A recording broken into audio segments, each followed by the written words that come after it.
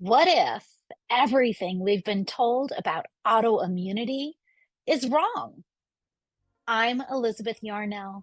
After awakening partially blind one morning in 1999, a doctor told me my multiple sclerosis would put me in a wheelchair within 10 years. I refused to accept that as the end of the story, so I started investigating.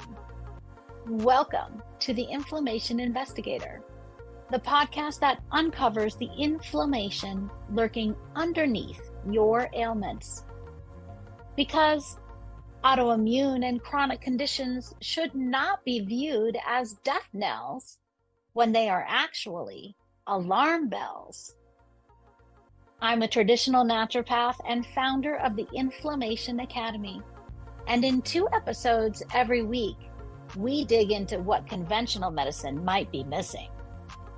If you're living with chronic or unexplained symptoms, this investigation is for you. Your body has been trying to tell you something.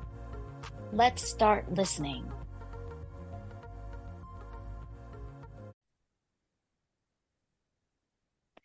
Hi, welcome back to the Inflammation Investigator.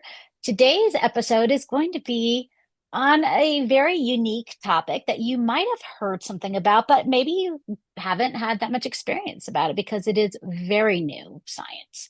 And this is plant cell technology, plant cell biology that is used in healing and especially we're going to talk about how it's used in detoxification for inflammation.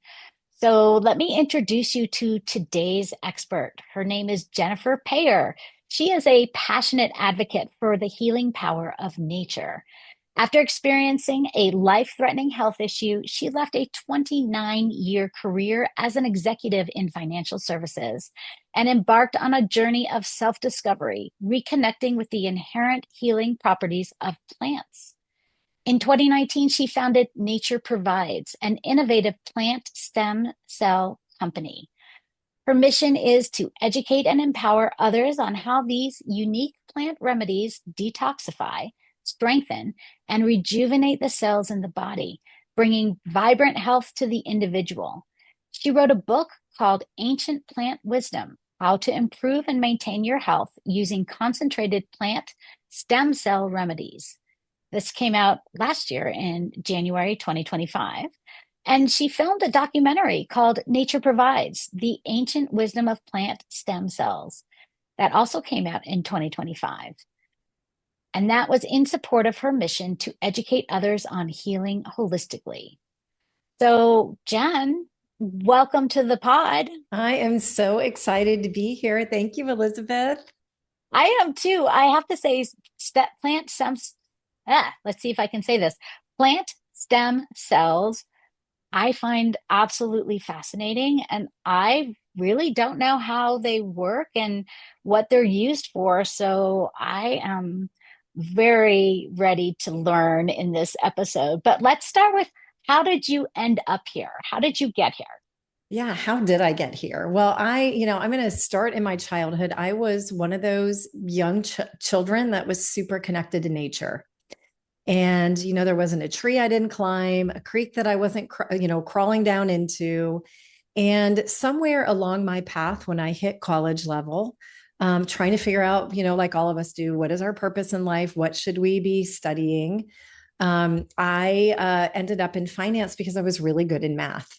And that decision, while financially it worked out really well for me, it really created this massive disconnect in who I was innately as a child and who I became, which was, somebody working in a corporate job, sitting 10, 12, 14, 16, sometimes 20 hours a day. I don't even know. My brain can't even make sense of that now, where I was sitting under fluorescent lights and not moving. And now, now they're saying not moving is the new smoking, right? So here I was sitting, high stress, on a plane a lot. And I had 2 major health crises. And it's interesting. The first one in 2008, I literally had a book fall on my head called Hands of Light. And I was being faced with a pretty dire diagnosis. I had pneumonia, bronchitis, shingles, tachycardia at 40. and Wow. also chronic fatigue, finally diagnosed after 2 years of having mono. And, that was just this stress, stress, stress. And so that's what led me down the natural healing world because had never been exposed to it as a child. We were very conventional in how we addressed illness. And so here I'm learning about energy healing and about plants and about herbs and about nutrition and all these things that I really had never really known much about.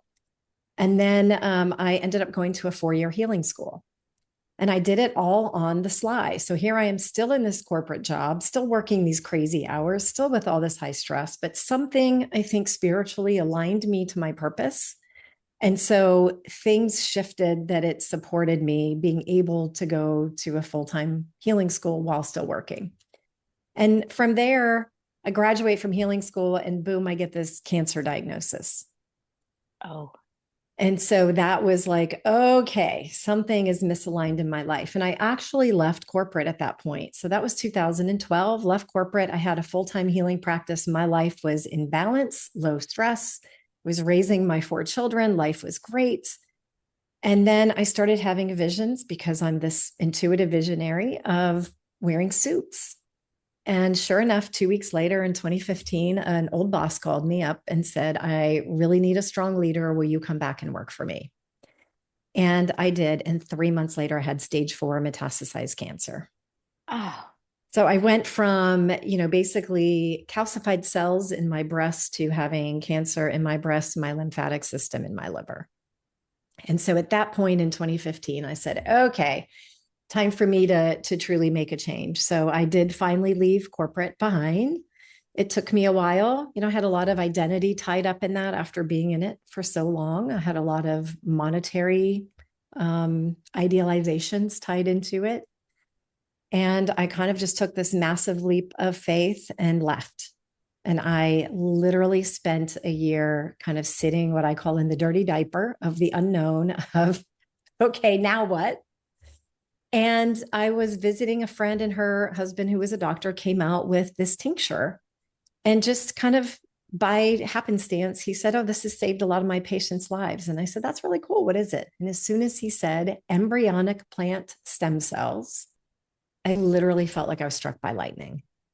I looked at him and I had no basis for this, right? But I still hadn't found my footing in whatever was in my purpose. And I looked at him and I said, what are they? How do they work? How do you know? I need all the details. Tell me now. Tell me now. And he's like, whoa, whoa, whoa, whoa, calm down. So 3 months later, I went to a week-long training in these plant stem cells. The medical term or the scientific term is called gemotherapy. Gemo means bud. And I finished that class. And at the last day, the guy teaching the class said he was going to be selling the business. And here comes that same energetic bolt of lightning. So I got to the Honolulu airport. I called my husband. I said, guess what? We're going to be buying a plant stem cell company. And he's like, you are not going to any more conferences ever again. Every time you go, there's some wild thing that happens.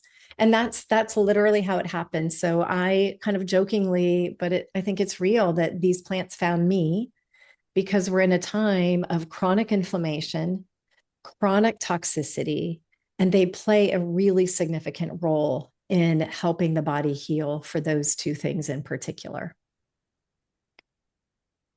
I find these plant stem cell concept so fascinating. Can you tell us a little bit about the history? Like, who thought about using plant stem cells? Yeah, so the first recorded history goes back to Hildegard of Bingen, who was considered the first naturopathic doctor. And she wrote a book in 1158 called Physica. And in there, she wrote about the buds of 8 trees. So gemotherapy comes mostly from the new growth on a tree in the springtime. And so it's very similar. People ask me this all the time. What's the difference between a human stem cell and a plant stem cell? Well, they Mhm. have similarities and they have differences. The differences are the plant stem cell basically is a drain. It's a drainage remedy, a detoxifier. So it is going to go in and clean up the body. Human stem cells don't do that. Human stem cells focus on regeneration. That's kind of Right. the third step in what the plant stem cells do. The second step that they do is clean up the extracellular matrix or the signaling system in the body. So if you take somebody like me who went through this very serious bout of cancer, cancer is one of those illnesses where the immune system stops recognizing that the cancer is proliferating over here. So it kind of stays hidden. And the plant stem cells are really wonderful for connecting that immune system to the activity in the body and saying, wait a minute, there's activity going on there. Now I can go after it. I can see it. So now the extracellular matrix, which is part of our fascia, the whole network there, is now communicating effectively with the cells in our body. And then the last thing they do is they regenerate what is broken down in the body, just like a human stem cell. So, it's really fascinating how much, to me, these are somewhat well known in Europe, and they just never made their way here because it's a really intensive hand kind of touch process throughout the whole way, because all of these buds get handpicked in the Italian Alps. So there's a lot of intentionality that goes into the process. So it's a lot of work, and it's a lot of work done with love. And so, they have this beautiful biological impact in the body on this toxicity, on this inflammation, but they also have this energetic impact on the body because of that new growth being an undifferentiated part of the plant. It's got all of the vitality and all of the genetic makeup of that plant. So if you're familiar with essential oils typically come from one part of the plant. So you look at something like eucalyptus essential oil, which most people know Mm-hmm. about, comes from the leaves of the eucalyptus tree. Well, if you had that in bud form, you would have the leaves, you would have the stem, you would have the rootlets, you would have, if there's a flowering part of the tree. So you would get all aspects of that plant in that bud, in that tiny bud. So when I think about our modern medical idea of using stem cells to help people, I think about people getting stem cell injections, say, into an arthritic knee, And it's very expensive, right, to right? do that. And there's controversy about where those stem cells come from. Right. And maybe Um, it's temporary. and maybe it's temporary. And this is very different. So these come in a tincture in a bottle. So the Okay. only thing in this bottle is organic grape alcohol, which is what is used to extract the active principles from the plant, and then organic glycerin, and then the active principles. That's it. And so that is it that's in the bottle. So you're literally getting all of the life force of that plant in the bottle. And what they do, if you look at my before pictures, I mean, I look at least 10 years older than 10 years ago. I looked like my mother, and I just turned 60, and I don't do any of the, injections or anything like that. And it's from these plant stem cells because our skin shows a lot of the inflammation and toxicity. And Right. so what they do is they are literally cleaning up the body. And the difference between, like a pharmacological pathway, Hmm. pharmaceuticals are often derived from plants. I think the last number I looked at is about 75% derived from plants, but Hmm. they are either blocking a pathway or they're forcing through a pathway.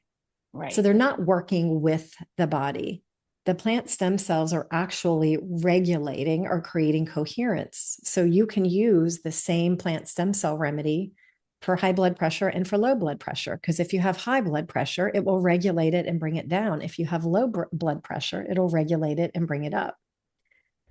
So, and you can Google the plants from an adult perspective, and you can know what organ they're associated with and what system in the body. So we know artichoke and milk thistle are helping our livers. Well, the same is true in the embryonic plant stem cell form. They just have a completely different mechanism of action. So they're going at that cellular level and they're cleaning up the organ, the cells, and the tissue. So completely And different. and the type of tree that the buds come from influence the type of healing that happens from these plant stem cells. Absolutely. 100%. So you can look at the plant and you can kind of tell what it does when you look at a certain tree. So, for example, one of my favorite plants is called cedar of Lebanon. It's 1,000-year-old tree. And it Mm. comes, the one that we use in plant stem cell form comes from the young shoots of that tree. It is good for aging skin. So you think about 1,000-year-old tree, it's an old tree. So it is going to help with dryness in the body. It will help with inflammation in the body. It will help with the immune system, and it will especially help with the skin. So, Very but interesting. You don't put it on topically, you take it internally. most of them you take internally. You can use them topically. And I've had people working through cancer that have Uh-huh. used some of the cancer remedies topically as well. And they do work both. They do work in both ways. It's just that they have alcohol in them. So, for somebody who wants to use it topically, it can be a little drying that you Hmm. wouldn't have internally. And you could probably just put another lotion on top of that or Correct. something, or Yeah, mix it in. a lot of people will use like castor oil, especially like with Hmm. like mistletoe is one that we have in plant stem cell form. And we have something called betulinic concentrate that is known to create apoptosis of cancer cells and leave healthy cells alone. So we do have people that use that topically as well. Very interesting. So there's not like one formula that everybody should take for longevity or for health. Well, there are. So it really depends on where you are in your health journey. Okay. Right now, when I look at us as the human race, we are all in fight or flight, right? Our nervous systems are jacked. We all are dealing with some level of inflammation and toxicity. And then we all, also we have liver issues, we have nervous system issues. Those two at a minimum, and then most of us have some type of lymphatic issue because we're still not moving enough. And Right. so I tell everybody, even if you're healthy, those are the three areas I would work on. You can use these preventatively and you can use them as maintenance. So if you have zero health issues, I think everybody still needs to detoxify their liver because our food supply, our air supply, our water, none of it is that healthy for us right now. I just got back from a month in Europe. And I mean, I learned some things that were fascinating. So, for example, in Italy, it is illegal to serve tap water in a restaurant. Period. The end. Oh, All the water has to be filtered. And you can tell, you taste it and you don't taste the chlorine. You don't taste, the gunk in it that we have here. right. Right. And GMOs are completely illegal there. Right. So you look at some of that, and we are dealing with that here in North America on a pretty heightened level. You just have to pick up a piece of food and you read the label, and usually it has ingredients you cannot pronounce, or it has a ton of sugar, or it's genetically modified. And so, for me, that means we all have some kind of liver congestion, liver issues. And then the lymph, again, not moving. So you have plants like sweet chestnut that are wonderful for the lymphatic system to just keep things in flow. And then we have several plants for the nervous system: California poppy, passion flower, linden tree, which is one of my all time favorite plants to use, especially with kids. Our kids have high levels of anxiety now. They do. So for somebody who has zero health issues, that would be, where I would start with those three systems. And for somebody who has health issues, then I would add specific plants to work on those specific issues. And are these things that you take every day? I do, yes, especially because of my history. But Hmm. to me, they just keep me vital, young on the inside, and healthy. So I don't get sick, and I have a lot of energy. So I work with a lot of plants because I want to really understand how that plant works in the body. And so Hmm. in my book, I do have an energetic. So I have like a mini materia medica in the center of the book to help people get to know these plants. And then I have a little energetic component, which is my experience with the plant when I sit with it. Yeah, wow. That seems very comprehensive. Do you add is it a dropper? Do you add the liquid to like a glass of water or something? You can, or you can take them directly. So it's best to take directly. They're like 95% bioavailable because of how they're Ah, made. uh-huh. I think it's important to just share that because it is pretty magical. So all of those buds are handpicked in the springtime. So from mid-February to the beginning of June, those buds are picked from the trees when the trees begin to, go into their springtime renewal.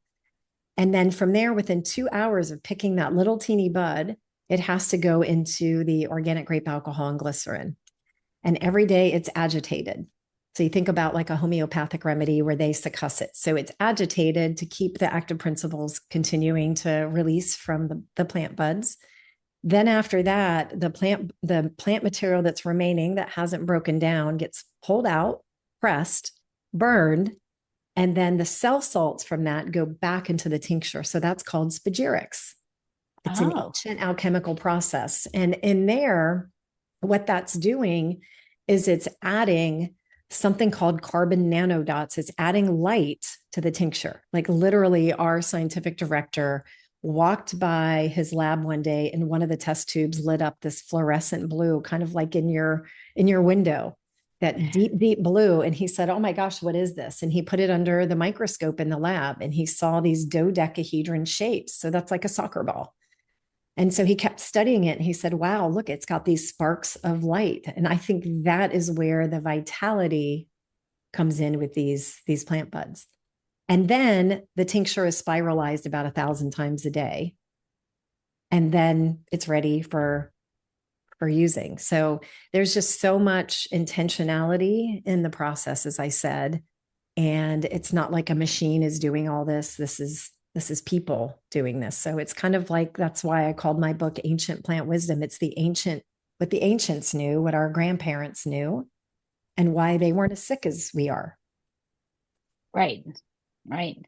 So tell me what kinds of treatments are in your range of products. I mean, pretty much everything. So there are plants that help the digestive system, like fig is fabulous Hmm. for the digestive system. Lemon tree, which comes from the embryonic bark of the lemon tree. So all of these come from the new growth on the plant. Those are both fabulous for digestion. Maidenhair tree, which is ginkgo biloba, and periwinkle, phenomenal for the brain. So one of the things I started doing about 3 years ago, I got a download to start taking holistic practitioners to Italy to go see this whole, experience this and see the whole process. And our scientific director was talking about how if you have family members, like a grandfather who had dementia or an uncle, you can actually take these preventatively because they are working on your epigenetics. So they're cleaning up the epigenetics and they're working on the microRNA in the body. So plants for the brain, plants for the nervous system, the heart, cardiovascular system, like hawthorn, which is one of the best, lilac. Like you don't think about lilac, such a beautiful plant, is fabulous for the arteries, for cleaning up the arteries in the body. There are plants for the musculoskeletal system, like mountain pine is fabulous, Virginia creeper for the connective tissue, ash. So there we have about 80 single trees that we work with in total, and each one is connected to either an organ or a system in the body. And then we did create some combinations to make it easy and affordable for people. So we have, like a tincture called Calm Heart that's good for any arrhythmias in the heart, any heart issues, cleaning up the heart. I have a membership and I meet with them. And last night I had somebody come on who was on a statin. He'd been on a statin Hmm. for a couple of years. And he said, "I really want to get off this because I'm angry and I'm not me." And so 2 months later of taking hawthorn and olive and lilac, he said, "My HDL is the best it's ever been in my life." And he's 64. He said, "My LDL is the lowest it's ever been in my life." And he said, "And my triglycerides are the best they've ever been in 2 months." So, just like even I'm like shocked. It was like, wow, that was fast. And he had had a heart attack, so I think that we're at a time now where several years ago, what we went through in the world with everything, that people are opening back up to nature, to natural ways to bring healing into our lives. And, I love that you focus on inflammation because I do believe we are an inflamed nation, right? Not just physically inflamed, but emotionally inflamed, right? We're short tempered Yes. and all of Or that. violent. Violent, we're divided. And so to me, I think a big part of what came to me in this massive pivot in my life was teach people to come back to nature, bring people back to what we know is working with our bodies, with our systems, rather than fighting against it or blocking something. Because over time, when you keep blocking a pathway in the body, it will shut down, it will stop working. We know that through the colon, right? Right. When people constantly are, constipated and they're taking drugs over time, the colon's like, okay, I'll just sit here and let the drug do the work for me. I don't have to work. Right. Right. It atrophies. Yes. Yes. We see the same thing happens when people take animal-based digestive enzymes, right? Like bovine enzymes. Then your own enzyme production decreases. Your body just lets it take over.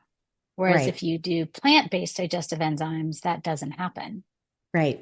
It And just augments. plants work so well with the human body. And if you go back, I did a 2-year study with the 13 indigenous grandmothers as part of my massive pivot in 2012. And they taught me that plants were around long before humans. Like they really are our elders. And one of the things that they shared is that plants know what's coming about 10 years before humans do. And they Uh-huh. adapt, right? So if there's a drought, they're always adapting. So they're Hmm. adaptogenic in nature. And that's one of the things that I love about working with plants is a plant doesn't just work on one part of the body, it works on the system. It kind of is like a symphony where it's trying to bring the conductor and all of the pieces together so that they're all in coherence. I often see people, they're taking an extract of a plant, like D-mannose instead of the cranberry, for example, Mm-hmm. for urinary tract issues. And that just feels so wrong to me because Mm-hmm. we don't even know all the ways D-mannose is just one of the elements in the whole cranberry. And Right. nature created the cranberry to have D-mannose and a bunch of other cofactors in it that all work synchronistically. Right. So why do we want to isolate something Why do when we we want can to have the isolate? whole part of the plant, the whole plant in all of its wisdom? And when we isolate, we Excuse me. were dismissing things we don't even know exist. Correct. Yeah. So, like berberine is another example, right? Berberine is Yep. fabulous for insulin and blood sugar, but barberry is the plant that it's extracted from. So, why not take barberry instead of, taking a Right. piece? Right. Right. Yeah. So if people are interested in exploring more um, about these stem cells, and I'm not saying this to wrap things up because I'm not wrapping things up yet. But I like, would they go to your website? How would they learn more about this? The best thing to do would be to go to the website. It's nature-provides.com. If you forget the Uh-huh. hyphen, you will end up in the UK. So you need that little hyphen in there. And the best thing to do is to watch the documentary. We have 2 episodes. The first episode is about 58 minutes. It's a little bit about the journey that I went through with my health and a lot about what are these things? How do they work?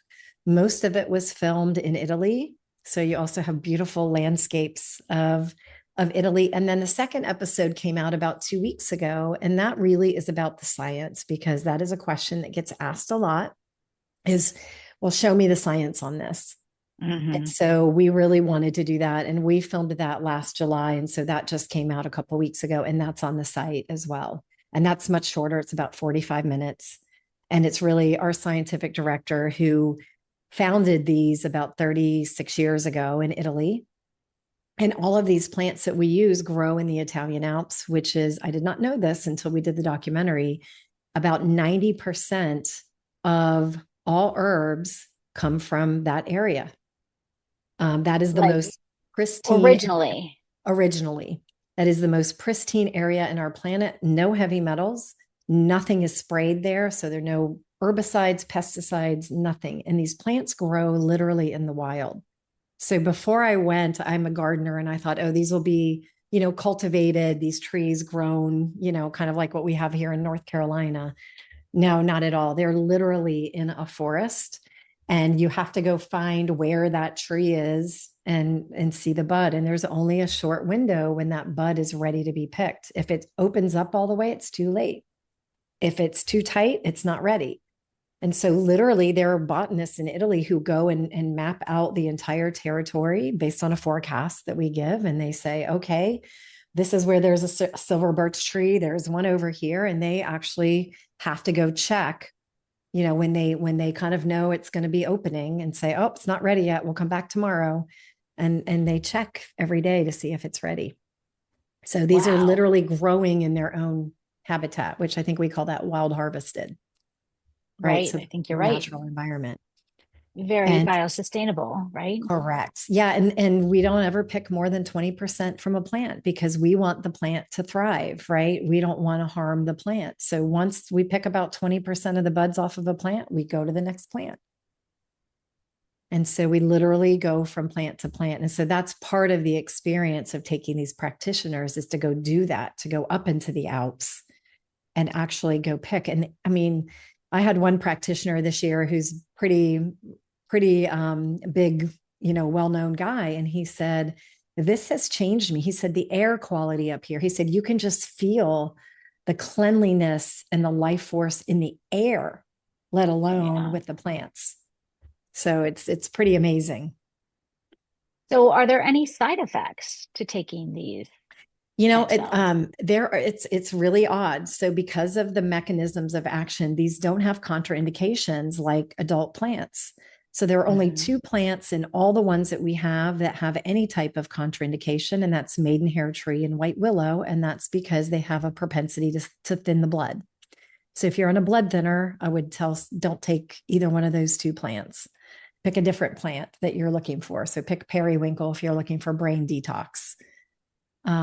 So those are the only two. And then if you're pregnant, I would say don't take raspberry because we know raspberry is a woman's plant. But if you're pregnant, you don't want to be taking that. And that's it.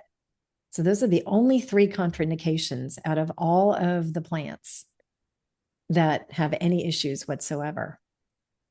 So you can take these plant stem cells along with any medications you might be taking. Absolutely. Yeah, they really play well with other supplements. They play well with even pharmaceuticals. I have a healing practice and I often have people say, "Oh, I'm on this statin, I'm on this blood pressure medicine, I'm on this blood thinner, I really want to get off." And you can take both at the same time. And then what happens is over time, they go back to their doctor and their doctor says, you don't need as much. Let's reduce your dose. And so, it's a Uh, very gentle process. I would never tell somebody, oh, just stop that and go on a plant stem cell. That'd be totally irresponsible. But I say, work right. with your doctor and take these simultaneously. Here's the science, have him read these articles. Take a copy of my book. I'll give you a copy and educate him and then work at the same time, and eventually they've all been able to get off of the pharmaceuticals that they wanted to get off of. I think oftentimes people think it's either or. I either take the pharmaceuticals from my doctor or I go the natural route. And one of my big soapboxes is it's never either or. It's a Even both if you, and. right, even if you're taking the pharmaceuticals, you still have to eat every day. You still have to pick healthier options for your foods. You still have to live every day. You should still change your lifestyle to be more supportive of your body, whether or not you're taking the drug. Absolutely. And I look at it, I went from Western kind of medicine to 100% Eastern medicine, and then the pendulum always comes back. And I'm a big proponent that these are all just a la carte options for us. And we've got to find the right ones for our bodies, the right diet. I was a huge proponent of keto for everybody. And then when I did my genetic testing, it's like, no, you should be eating Mediterranean. And I went, oh, well, that's why, this and this. Okay, that makes sense. Is Yeah. right. We're all genetically different. And so we've Yes, got to find, the right combination of remedies that work for each of us. exactly. So, are there any places that restrict the sale of your plant stem cells? No, we sell all over the world. Actually in South Africa and Australia. So we are mostly a practitioner company. Because of the documentary, we've had a lot more individuals come in. And so we have a sister site where we help them because, I do it to me, education is really important. Just an example, I had a practitioner reach out about 2 months ago and he said, hey, my 81-year-old mother is taking black poplar. It's a blood thinner. She's on blood thinners. Why did you recommend this plant? And I had my freak out moment and I said, black poplar is not a blood thinner. So I kind of went and did my research and I couldn't find anything on it.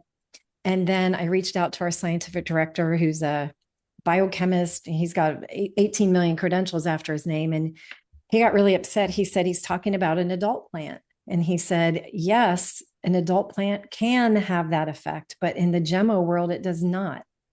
And so, this guy, practitioner, referenced a book. He sent me a picture of a pretty well-known author who wrote about it. And so it was incorrect. And so we actually this past year held a biochemistry class to help practitioners understand the different mechanisms of action of the plant stem cells versus an adult plant, because adult plants do have contraindications, many, many more. You can look in any herbal book than what these, gemos have. Right, right. I find this whole stem cell um, modality very interesting and obviously very new. But it sounds like people have known about the plant stem cells for much longer than most of us have been aware. Yeah, so I started going down that path with St. Hildegard of Bingen in 1158. And then for 800 years, you can't find any research, nothing. And then in Uh-huh. 1958, Dr. Paul Henri, who was an MD and a homeopath, kind Uh-huh. of stumbled upon them. And what he found is, oh, wow, these are really cleaning up the liver. And I think he started with about 38 plants. So any book you find out there up until the last couple of years always talks about those 38 plants. And it's like they've taken it from the original and kind of passed it down.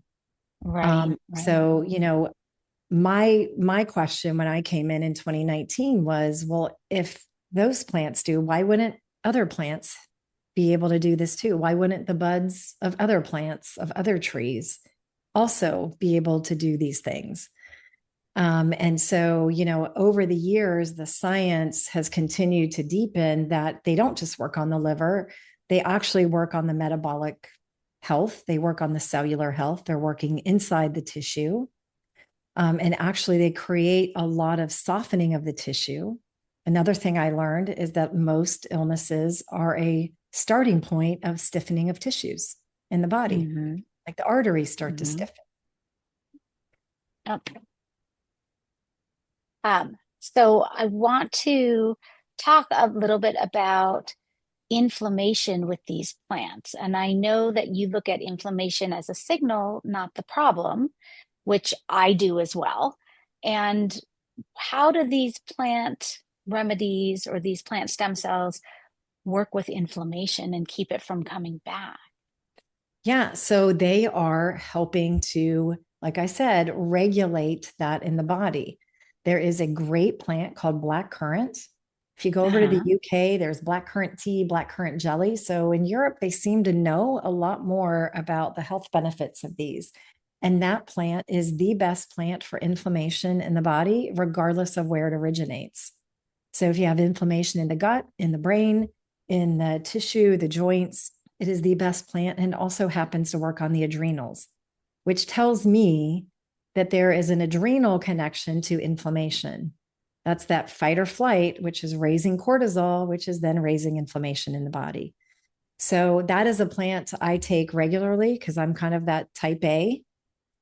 I've tried to take it out, but it still shows up. I'm still kind of that go, go, go. And it's just a plant that helps keep that at bay. So, once the body regulates it, it learns from that. So one of the questions I get asked is, oh, well, I have to take this forever. Well, if you don't change your behavior and you stay in fight or flight, yeah, you probably should. But if you get regulated and your nervous system has calmed down and the inflammation has calmed down, and you have practices now in your life that keep that, regulated, like meditation or walking or exercise or, mindful eating, whatever it is, then no, you don't need to because you've changed it in your system and the body will hold that. The body has the intelligence to hold that. Let's talk a little bit more about detoxification and how important that is in the body and how these plant stem cells help with that. Yeah, I think it's the most important place to start. And I just want to differentiate between drainage and detoxification because I believe there is a difference. Yes. Detoxification will come into the body and start to clean it up, and it can cause a Herxheimer reaction. A lot of people use binders. I'm going to talk about that in a second. And a Okay. binder can help pull things like if you're detoxing heavy metals, for example, a binder will help get that out of your body, but it's also pulling out some good stuff as well because it doesn't Hmm. differentiate. Drainage, what the plant stem cells do, they're known as drainage remedies. They actually, if let's say you're taking one for the liver and the liver is stagnant or congested and the toxicity can't get out of the body, it will then recruit the next organ. Let's say it's the colon or the kidneys. It will then go there. So you don't have that big Herxheimer reaction. And you don't need a Hmm. binder because of those carbon nanodots, which are literally funneling the toxic burden out of the organ. And so I've used these with 2 month olds. I've used them with animals. I've used them with 92-year-olds. I would say, in the last year, it's the first time I've ever had somebody be sensitive to these. So it tells me something in our environment has changed because I've been working with these since 2019. And for basically 6 years, I never had a single reaction from anybody. And so what I've done is I've adjusted and said, okay, let's start low and slow. So, you take a bottle like this, it's 50 milliliters. You take 2, 3 drops twice a day. That's it. You put it directly in your mouth, or if you don't like the taste, you can put it in a little water and drink it. And you will start to feel better. But you got to give it time, right? That's the other thing is we're a society of give me the quick fix. I have a headache. I'm going to go take an aspirin and my headache's gone in 30 minutes. That's not how Hmm. nature works. Nature says, well, the reason you have that headache is because you hadn't eaten all day, right? So let's address that and not the headache. And it will, kind of go find that balance. So it works on Right. the root cause, right? It's such an overuse I saying, but know. it's true. But it does. They go to the root of the problem, and they will resolve it over time. And so, if somebody's getting migraine headaches a lot, it could be a hormonal issue, right? It could be it could be so many things.